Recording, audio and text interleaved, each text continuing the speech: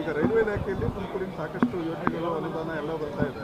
ಜಲಶಕ್ತಿ ಇಲಾಖೆಯಲ್ಲಿ ಏನೇನು ನೋಡಪ್ಪ, ಜಲಶಕ್ತಿ ಇಲಾಖೆ ನಮಗೆ ಡೈರೆಕ್ಟ್ ಇಲ್ಲ, ಅದು ರಾಜ್ಯ ಸರ್ಕಾರಗಳಿಗೆ ನಾವು ಅನುದಾನ 49% ನಮ್ಮದು, 51% ಅವ್ರದ್ದು.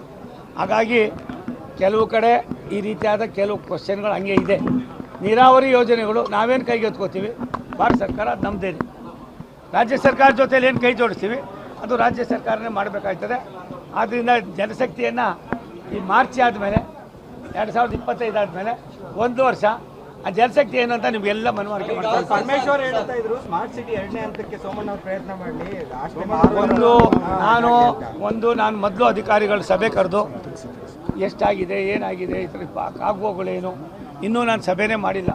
ತುಮಕೂರದನ್ನು ಕೂಲಂಕುಷವಾಗಿ ಚರ್ಚೆ ಮಾಡಿ ಸಾಧಕ ಬಾಧಕಗಳು ನೋಡಿ ನಾವು ತುಮಕೂರನ್ನು ಇನ್ನೊಂದು ಬೆಂಗಳೂರು ಮಾಡೋಕ್ಕಾಗೋದಿಲ್ಲ. ಆ ರೀತಿಯಾಗಿ ಅಭಿವೃದ್ಧಿಯನ್ನು ಮಾಡಬೇಕಾದ ನಮ್ಮ ಕರ್ತವ್ಯ, ಅದನ್ನು ಮಾಡ್ತೀವಿ. ಇಲ್ಲಪ್ಪ, ನಿಂತಿಲ್ಲ, ಕೋರ್ಟಲ್ಲಿತ್ತು, ತೀರ್ಮಾನ ಆಯಿತು. ಮೊನ್ನೆ 6 ತಿಂಗಳು ಟೈಮ್ ಕೊಟ್ಟಿದ್ದಾರೆ. 6 ತಿಂಗಳಲ್ಲಿ 2 ತಿಂಗಳಾಗಿದೆ, 4 ತಿಂಗಳಿದೆ.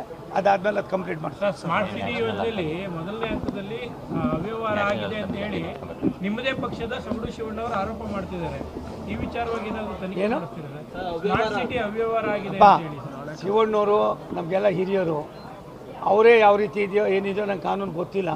4 ಸಾರಿ MLA ಆದವರು, ಮಂತ್ರಿ ಆದವರು, ಅದನ್ನು ಅವರೇ ಮಾಡಲಿ, ನನಗೆ ಕೇಳಿದ್ ನಾನೇನು ಮಾಡಲಿ. ಇವಾಗ ತನಿಖೆ ಮಾಡಿಸ್ತೀರಾ? ಅಪ್ಪ ಬಿಡೋ, ಅವತ್ತು ಹೇಳಿ ಸಾಕಾಗಿದೆ. ನೀನು ಕೊಟ್ಟಿದ್ದೆಲ್ಲ ಚುರುಮುರಿ, ನೀನು ಜೀವದಲ್ಲಿ ಬರೆಯುವಂಗಿಲ್ಲ ಬಿಡಪ್ಪ. ನೀನು ಬಿಡಪ್ಪ. ಸರ್, ತುಮಕೂರಿನ ಒಬ್ಬ ರೈಲ್ವೆ ಅಧಿಕಾರಿ ಮಧುರೈನಲ್ಲಿ ಇರ್ತಾರೆ. ಅವರು ಕೋವಿಡ್ ಅಲ್ಲಿ ಬಂದಂತ ಸಂದರ್ಭದಲ್ಲಿ ಅವ್ರನ್ನ ಡಿಸ್ಮಿಸ್ ಮಾಡ್ತಾರೆ. ಕೋವಿಡ್ ಅಲ್ಲಿ ಲಾಕ್ಡೌನ್ ನನಗೆ ಮಾಹಿತಿ ಇಲ್ಲ.